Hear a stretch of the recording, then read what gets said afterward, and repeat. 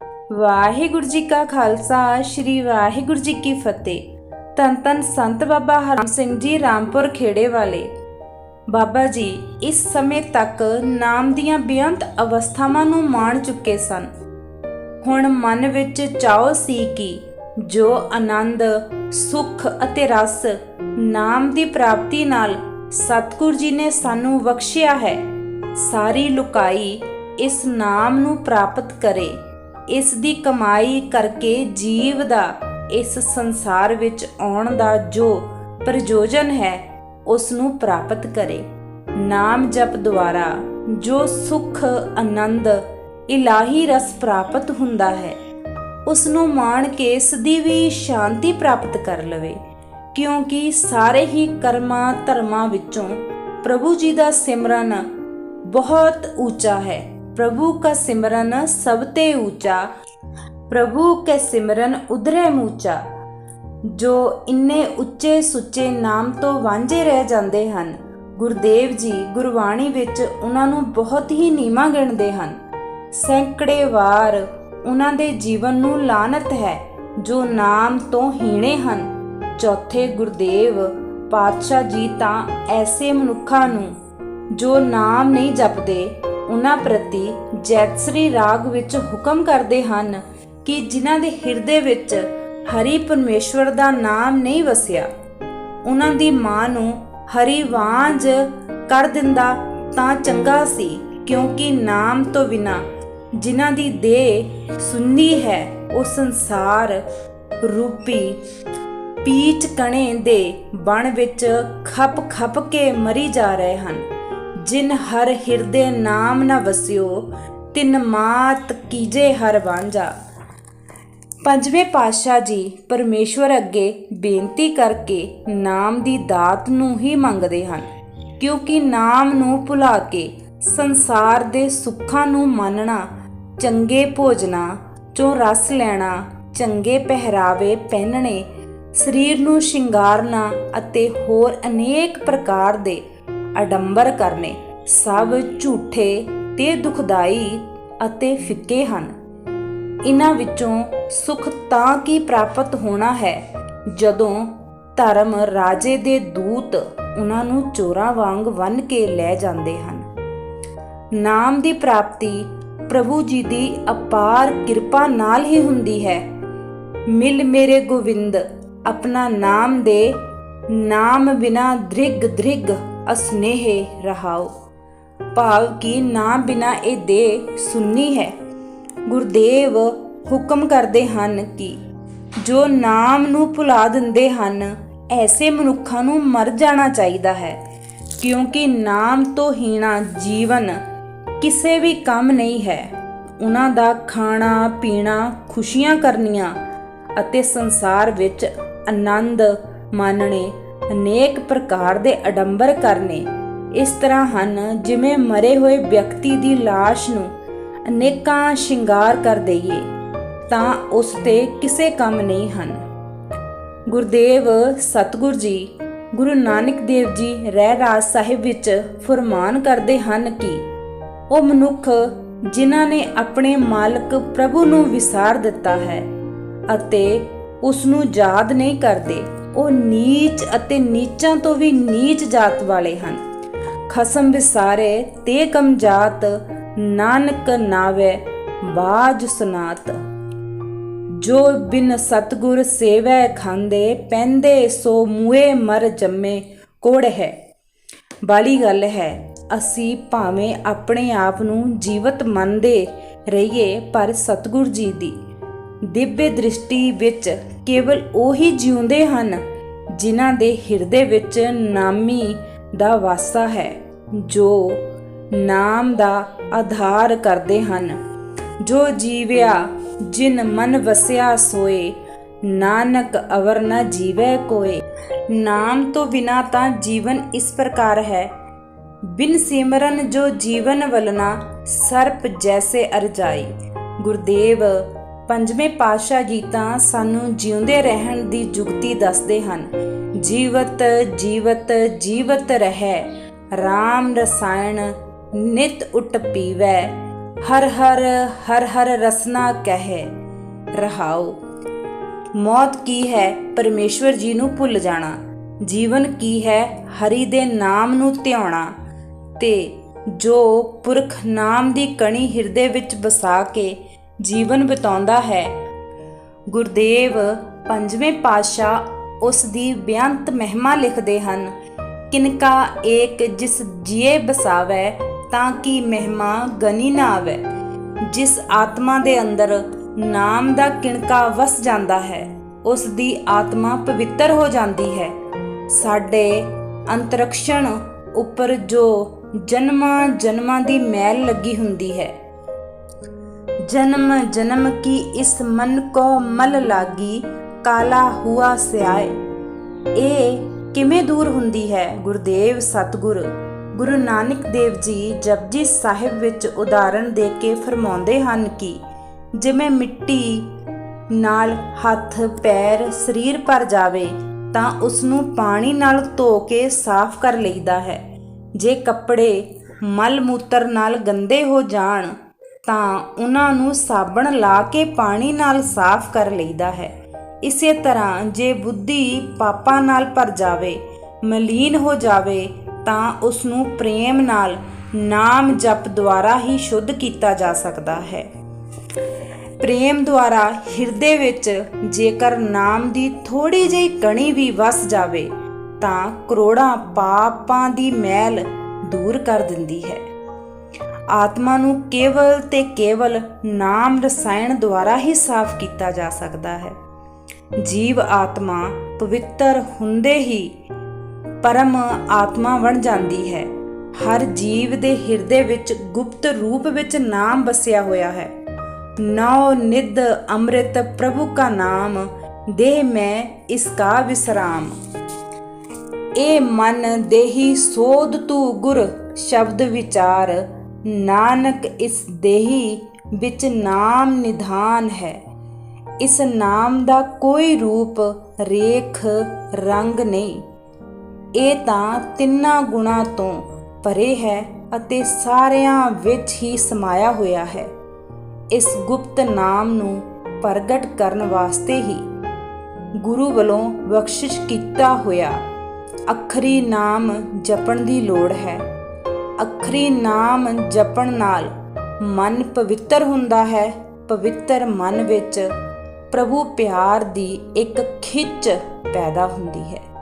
ਇਸ ਧੂ ਨਾਲ ਜੋ ਧੁਨੀ ਪੈਦਾ ਹੁੰਦੀ ਹੈ, ਪ੍ਰੇਮ ਖਿੱਚ ਪੈਦਾ ਹੁੰਦੀ ਹੈ। ਉਸ ਰਾਹੀਂ ਉਹ ਪਿਆਰਾ ਜੋ ਗੁਪਤ ਰੂਪ ਵਿੱਚ ਅੰਦਰ ਬੈਠਾ ਹੈ, ਜਿਸ ਪਰ ਥਾਂ ਗੁਰਦੇਵ ਪੰਚਮ ਸਤਿਗੁਰ ਜੀ ਨੇ ਇਸ਼ਾਰਾ ਦਿੱਤਾ ਹੈ, ਮਨ ਮੰਦਰ ਤਨ ਸਾਜੀ ਬਾਰ, ਇਸ ਹੀ ਮੱਥੇ ਵਸਤ ਅਪਾਰ। ਪ੍ਰਗਟ ਕਰਨ ਲਈ ਦਸਵੇਂ ਗੁਰਦੇਵ ਜੀ ਨੇ ਵੀ ਹੁਕਮ ਕੀਤਾ ਹੈ, ਸਾਚ ਕਹਿਓ ਸੁਨ ਲੈ ਸਬੈ, ਜਿਨ ਪ੍ਰੇਮ ਕੀਓ ਤਿਨ ਹੀ ਪ੍ਰਭ ਪਾਇਓ। ਹਿਰਦੇ ਵਿੱਚ ਪ੍ਰੇਮ ਪੈਦਾ ਕਰਨਾ ਲਈ ਫਿਰ ਉਸ ਦੀ ਸਾਧਨ ਮੁੜ ਮੁੜ ਗੁਰ ਮੰਤਰ ਦੁਆਰਾ ਉਸ ਦੀ ਯਾਦ, ਇਸ ਯਾਦ ਨੂੰ ਪਕਾਉਣ ਲਈ ਕਿ ਸਾਡੇ ਅੰਤਰ ਕਰਨ ਵਿੱਚ ਉਸ ਪ੍ਰਭੂ ਦੀ ਯਾਦ ਵਿੱਚ ਟਿਕ ਜਾਵੇ। ਬਾਬਾ ਜੀ ਨੇ ਉਦਮ ਆਰੰਭ ਕੀਤਾ ਕਿ ਘੱਟੋ ਘੱਟ ਸਾਲ ਵਿੱਚ ਇੱਕ ਵਾਰੀ ਉਹ ਜਗਿਆਸੂ ਜੋ ਆਪਣੇ ਆਪੇ ਨੂੰ ਚੀਨਣਾ ਚਾਹੁੰਦੇ ਹਨ ਤੇ ਇਸ ਕਾਰਜ ਵਿੱਚ ਸਫਲ ਹੋਣ ਲਈ ਯਤਨਸ਼ੀਲ ਵੀ ਹੁੰਦੇ ਹਨ, ਨੂੰ ਉਚੇਰੇ ਸੱਦਾ ਪੱਤਰ ਭੇਜ ਕੇ ਇਕੱਤਰ ਕੀਤਾ ਜਾਵੇ ਅਤੇ ਸੰਗਤ ਰੂਪ ਵਿੱਚ ਬੈਠ ਕੇ ਗੁਰੂ ਦੇ ਬਖਸ਼ੇ ਹੋਏ ਗੁਰ ਮੰਤਰ ਦੁਆਰਾ ਰਾਮ ਰਾਮ ਬੋਲੇ ਬੋਲ ਖੋਜ ਤੇ ਵਡਭਾਗੀ ਅਨੁਸਾਰ ਵੱਧ ਤੋਂ ਵੱਧ ਲਾਹਾ ਪ੍ਰਾਪਤ ਕੀਤਾ ਜਾ ਸਕੇ। ਸਵੇਰੇ ਤੜਕੇ 2 ਵਜੇ ਤੋਂ ਰਾਤ 9:30 ਵਜੇ ਤੱਕ ਨਾਮ ਸਿਮਰਨ ਪ੍ਰੋਗਰਾਮ ਉਲੀਕੇ ਗਏ ਤੇ ਉਸ ਪ੍ਰੋਗਰਾਮ ਦੀ ਰੂਪ ਰੇਖਾ ਕੀ ਸੀ ਤੇ ਸੱਦੇ ਪੱਤਰ ਤੇ ਸੰਗਤ ਰਾਮਪੁਰ ਖੇੜੇ ਬਾਬਾ ਜੀ ਦੇ ਚਰਨ ਵਿੱਚ ਆ ਗਈ ਤੇ ਉਹਨਾਂ ਨੇ ਅੰਮ੍ਰਿਤ ਵੇਲੇ 2 ਵਜੇ ਤੋਂ ਲੈ ਕੇ ਰਾਤ ਦੇ 9:30 10 ਵਜੇ ਤੱਕ ਸਮਾਪਤੀ ਤੱਕ ਇਸੇ ਤਰ੍ਹਾਂ ਹੀ ਦਿਨ ਰਾਤ ਪ੍ਰੋਗਰਾਮ ਚੱਲਦਾ ਰਹਿਣਾ। 7 ਦਿਨਾਂ ਦਾ ਇਸ ਸਮਾਗਮ ਵਿੱਚ ਬੇਅੰਤ ਸੰਗਤ ਲਾਹੇ ਪ੍ਰਾਪਤ ਕਰਦੀ ਸੀ। ਸਾਰੇ ਸਮਾਗਮਾਂ ਦੀ ਸਮਾਪਤੀ ਇੱਕ ਦਿਨ ਪਹਿਲੇ ਅੰਮ੍ਰਿਤ ਸੰਚਾਰ ਹੁੰਦਾ ਸੀ, ਜਿਸ ਵਿੱਚ ਬੇਅੰਤ ਸੰਗਤਾਂ ਅੰਮ੍ਰਿਤ ਪਾਨ ਕਰਕੇ ਗੁਰੂ ਬਾਲੀਆਂ ਬਣਦੀਆਂ ਸਨ। ਇਸ ਆਨੰਦੀ ਮਾਰਗ ਤੇ ਚੱਲਦੇ ਹਿੱਤ ਗੁਰੂ ਮੰਤਰ ਅਤੇ ਮੂਲ ਮੰਤਰ ਦੀਆਂ ਦਾਤਾਂ ਪ੍ਰਾਪਤ ਕਰਦੀਆਂ ਸਨ। ਇਸ ਪ੍ਰੋਗਰਾਮ ਵਿੱਚ ਬੜੇ ਹੀ ਉਤਸ਼ਾਹ ਨਾਲ ਦੂਰ ਦੂਰ ਤੋਂ ਵੱਡੀ ਗਿਣਤੀ ਵਿੱਚ ਅਭਿਲਾਸ਼ੀ ਪ੍ਰੇਮੀ ਨਾਮ ਦੀ ਪੂੰਜੀ ਵਿਹਾਂਜਣ ਵਾਸਤੇ ਪੁੱਜਦੇ ਅਤੇ ਵੱਧ ਤੋਂ ਵੱਧ ਸਮਾਂ ਸਮਾਗਮ ਵਿੱਚ ਹਾਜ਼ਰੀ ਭਰ ਕੇ ਹਿਰਦੇ ਵਿੱਚ ਗੁਰਜੋਤੀ ਨੂੰ ਪ੍ਰਜੁੱਲਤ ਕਰਨ ਦਾ ਯਤਨ ਕਰਦੇ ਤੇ ਸਾਰੀ ਸੰਗਤ ਨੂੰ ਖਾਸ ਹਦਾਇਤ ਹੁੰਦੀ ਸੀ ਕਿ ਬਿਨਾਂ ਕਿਸੇ ਜ਼ਰੂਰੀ ਕੰਮ ਤੇ ਕਿਸੇ ਨਾਲ ਕੋਈ ਵੀ ਗੱਲਬਾਤ ਨਹੀਂ ਕਰਨੀ। ਆਪਣੇ ਮਨ ਦੇ ਖੰਡਾਓ ਨੂੰ ਰੋਕਣਾ ਹੈ, ਮਨ ਨੂੰ ਇਕਾਗਰ ਕਰਕੇ ਉਸ ਪ੍ਰੋਗਰਾਮ ਵਿੱਚ, ਉਸ ਸਮਾਗਮ ਵਿੱਚ ਸ਼ਾਮਲ ਹੋਣਾ ਹੈ। ਪ੍ਰਾਣੀ ਬੜੇ ਪ੍ਰੇਮਮਈ ਬੇਨਤੀ ਨੂੰ ਪ੍ਰਵਾਨ ਕਰਦੇ ਸਨ ਤੇ ਵੱਧ ਤੋਂ ਵੱਧ ਲਾਹਾ ਪ੍ਰਾਪਤ ਕਰਦੇ ਸਨ। ਇਸ ਵਿਸ਼ੇਸ਼ ਸਮਾਗਮ ਵਿੱਚ ਨਿਸ਼ਕਾਮ ਕੀਰਤਨੀਏ ਸਿੰਘ ਸਿੰਘਣੀਆਂ ਸ਼ਾਮਲ ਹੁੰਦੇ। ਨਿਸ਼ਕਾਮ ਹੀ ਕਥਾਵਾਚਕ ਸੰਗਤਾਂ ਨੂੰ ਕਥਾ ਸਰਵਣ ਕਰਵਾਉਂਦੇ ਤੇ ਅਸੀਸਾਂ ਪ੍ਰਾਪਤ ਕਰਦੇ। ਹਰ ਜਥੇਬੰਦੀ ਨਾਲ ਸੰਬੰਧ ਰੱਖਣ ਵਾਲੇ ਪਰਮੇਸ਼ਵਰ ਜੀ ਦੇ ਪਿਆਰੇ ਵੱਧ ਤੋਂ ਵੱਧ ਸਮਾਂ ਹਾਜ਼ਰੀ ਭਰ ਕੇ ਲਾਹਾ ਪ੍ਰਾਪਤ ਕਰਦੇ ਸਨ। ਸਾਰੇ ਹੀ ਸਮੇਂ-ਸਮੇਂ ਦੇ ਪ੍ਰਸਿੱਧ ਕੀਰਤਨੀਏ ਸਮਾਗਮ ਵਿੱਚ ਹਾਜ਼ਰੀ ਭਰ ਕੇ ਲਾਹਾ ਪ੍ਰਾਪਤ ਕਰਦੇ ਸਨ।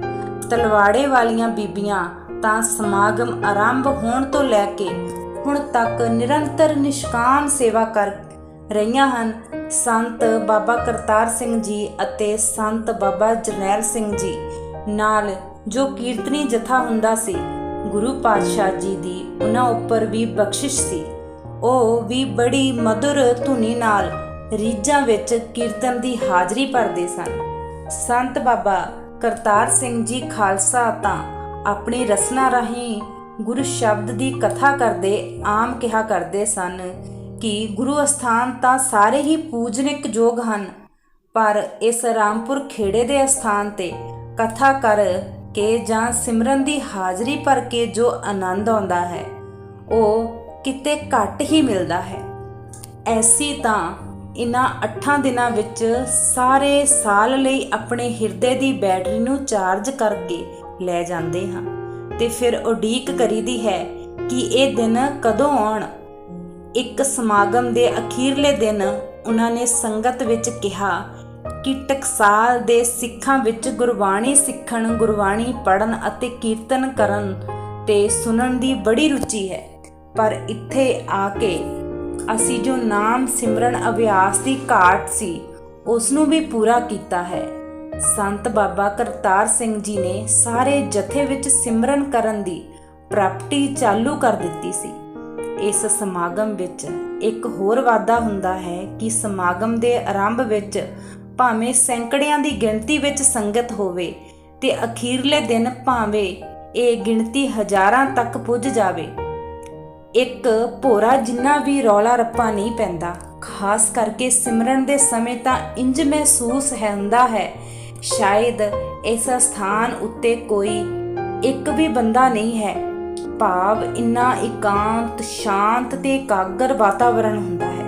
ਨਾਮ ਸਿਮਰਨ ਦਾ ਕੁਦਰਤੀ ਇੰਨਾ ਪ੍ਰਭਾਵ ਹੁੰਦਾ ਹੈ ਕਿ ਕੋਈ ਬੱਚਾ ਵੀ ਆਵਾਜ਼ ਨਹੀਂ ਕੱਢਦਾ। ਜੋ ਇਸ ਨਾਮ ਸਿਮਰਨ ਦੇ ਸਮਾਗਮ ਵਿੱਚ ਇੱਕ ਵਾਰ ਵੀ ਹਾਜ਼ਰੀ ਭਰ ਗਿਆ, ਉਹ ਸਾਰਾ ਸਾਲ ਭਰ ਉਡੀਕ ਕਰਦਾ ਹੈ ਕਿ ਇਹ ਸੁਭਾਗਾ ਸਮਾਂ ਕਦੋਂ ਪ੍ਰਾਪਤ ਹੋਵੇਗਾ। ਉਹ ਜਗਿਆਸੂ ਕਈ ਹੋਰ ਪ੍ਰੇਮ ਮਤੀਆਂ ਰੂਹਾਂ ਨੂੰ ਨਾਮ ਜਪਣ ਦੇ ਰਸ ਵਿਹਾਜਣ ਵਾਸਤੇ ਕਹਿੰਦਾ ਹੈ, ਨਾਮ ਵਿੱਚ ਲਾਉਂਦਾ ਹੈ। ਇਸ ਸਮਾਗਮ ਨੂੰ ਸਫਲ ਬਣਾਉਣ ਵਾਸਤੇ ਸਾਰੇ ਹੀ ਆਪੋ ਆਪਣੇ ਕਾਰ ਵਿਹਾਰ ਕਰਦੇ ਹਨ। ਕੋਈ ਪਹਿਰੇ ਤੇ ਲੱਗਾ, ਕੋਈ ਲੰਗਰ ਦੀ ਸੇਵਾ ਕਰਦਾ ਹੈ, ਕੋਈ ਕੁਝ ਕਰਦਾ, ਕੋਈ ਰਿਹਾਇਸ਼ ਕਰਦਾ ਹੈ, ਕੋਈ ਰਿਹਾਇਸ਼ ਘਰ ਤੇ ਗਠੜੀ ਘਰ ਦੀ ਸੇਵਾ ਕਰਦਾ ਹੈ। ਬੜੇ ਹੀ ਚਾਅ ਨਾਲ ਸਾਰੇ ਹੀ ਆਪਣੇ ਆਪਣੇ ਥਾਂ ਦੀ ਸੇਵਾ ਦਾ ਲਾਹਾ ਪ੍ਰਾਪਤ ਕਰਦੇ ਹਨ।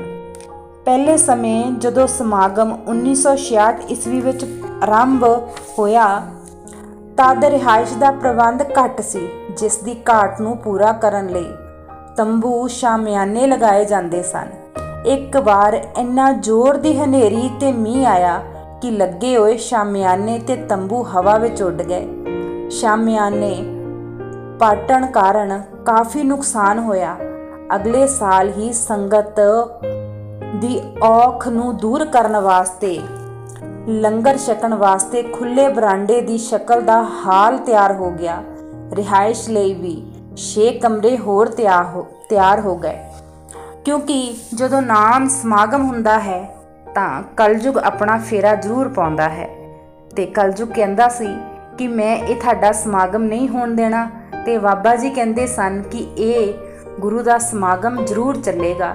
ਉਸਨੇ ਆਪਣਾ ਬਹੁਤ ਜ਼ੋਰ ਲਾਇਆ, ਪਰ ਉਹ 7 ਦਿਨ ਕਲਯੁਗ ਵੀ ਇਸ ਧਰਤੀ ਤੇ ਪੈਰ ਨਹੀਂ ਰੱਖ ਸਕਿਆ। ਬਹੁਤ ਹਨੇਰੀਆਂ ਵਗਾਈਆਂ, ਬਹੁਤ ਤੰਬੂ ਪਾੜੇ, ਪਰ ਗੁਰੂ ਮਹਾਰਾਜ ਅੱਗੇ ਉਹਦੀ ਇੱਕ ਨਾ ਚੱਲੀ, ਕਿਉਂਕਿ ਜਿੱਥੇ ਨਾਮ ਦਾ ਪ੍ਰਭਾਵ ਹੁੰਦਾ ਹੈ ਉੱਥੇ ਕਲਯੁਗ ਕੁਝ ਵੀ ਨਹੀਂ ਕਰ ਸਕਦਾ। ਅਖੀਰਲੇ ਦਿਨ ਸਾਰੀ ਸੰਗਤ ਵਿੱਚ ਬੇਨਤੀ ਕੀਤੀ ਜਾਂਦੀ ਹੈ ਕਿ ਹਰ ਰੋਜ਼ ਦੇ ਨਿਤਨੇਮ ਦੇ ਨਾਲ, ਜਿਵੇਂ ਇਸ ਸਥਾਨ ਤੇ ਸਮਾਗਮ ਵਿੱਚ 1 ਘੰਟਾ ਸਵੇਰੇ, 1 ਘੰਟਾ ਲੋਡੇ ਪਹਿਰ ਤੇ ਅੱਧਾ ਘੰਟਾ ਸੌਣ ਵੇਲੇ ਸਿਮਰਨ ਕਰਕੇ ਪਰਮੇਸ਼ਵਰ ਦੀ ਯਾਦ ਹਿਰਦੇ ਵਿੱਚ ਵਸਾਉਣ ਦਾ ਯਤਨ ਕਰੀਦਾ ਹੈ। ਇਸ ਸਮਾਗਮ ਦਾ ਪੂਰਾ ਲਾਹਾ ਤਦ ਹੀ ਹੈ ਜੇਕਰ ਆਪਾਂ ਆਪੋ ਆਪਣੇ ਘਰਾਂ ਵਿੱਚ ਜਾ ਕੇ ਵੀ ਥੋੜੇ ਤੋਂ ਥੋੜਾ ਤੇ ਵੱਧ ਤੋਂ ਵੱਧ ਸਿਮਰਨ ਕਰ ਲਈਏ। ਸਮਾਂ ਜ਼ਰੂਰ ਕੱਢੀਏ। ਜੋ ਗੁਰਮੁਖ ਇਸ ਸਮਾਗਮ ਦੀ ਸਮਾਪਤੀ ਤੋਂ ਅਗਲੇ ਸਮਾਗਮ ਦੀ ਆਰੰਭਤਾ ਤੱਕ ਜਿੰਨਾ ਸਮਾਂ ਵੀ ਸਿਮਰਨ ਹਰ ਰੋਜ਼ ਕਰਨਗੇ, ਆਪਣੇ ਨਾਮ ਰਜਿਸਟਰ ਤੇ ਲਿਖਾ ਕੇ ਜਾਣ। ਕਾਫੀ ਸੰਗਤ ਜੋ ਅੱਗੇ ਸਿਮਰਨ ਤੋਂ ਵਾਂਝੀ ਹੁੰਦੀ ਸੀ, ਇਸ ਬੇਨਤੀ ਨੂੰ ਅਪਣਾ ਕੇ ਆਪਣੇ ਜੀਵਨ ਦੇ ਸਮੇਂ ਨੂੰ ਸਿਮਰਨ ਦੁਆਰਾ ਸਫਲ ਕਰਨ ਲਈ ਪ੍ਰਣ ਕਰ ਜਾਂਦੀ ਹੈ। ਧਾਰਮਿਕ ਪੱਖ ਤੋਂ ਬੱਚਿਆਂ ਨੂੰ ਵੀ ਕਾਫੀ ਉਤਸ਼ਾਹ ਦਿੱਤਾ ਜਾਂਦਾ ਹੈ ਤੇ ਇੱਥੇ ਹੋਰ ਵੀ ਬਹੁਤ ਸਾਰੀਆਂ ਵਧੀਆ ਗੱਲਾਂ ਚਲਾਈਆਂ ਜਾਂਦੀਆਂ ਹਨ। ਗੁਰਬਾਣੀ ਨਾਲ ਜੋੜਿਆ ਜਾਂਦਾ ਹੈ। ਸਾਰਿਆਂ ਦਾ ਭਲਾ ਹੋਵੇ। ਵਾਹਿਗੁਰੂ ਜੀ ਕਾ ਖਾਲਸਾ, ਵਾਹਿਗੁਰੂ ਜੀ ਕੀ ਫਤਿਹ।